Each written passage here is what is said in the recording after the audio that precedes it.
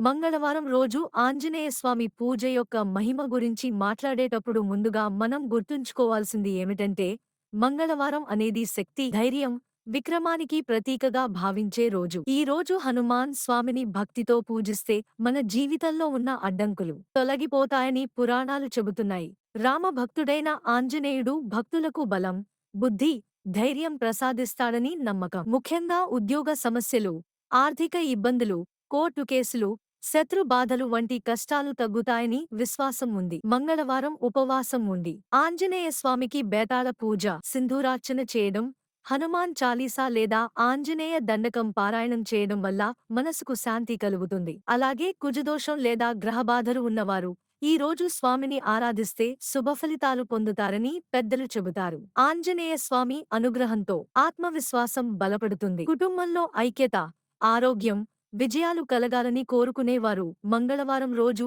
ఆంజనేయ స్వామిని స్మరించడం ఎంతో శ్రేయస్కరం అని శాస్త్రాలు సూచిస్తున్నాయి. ఇలా భక్తితో చేసిన పూజ మన జీవితాన్ని సానుకూల దిశగా మార్చగల శక్తి కలిగినదిగా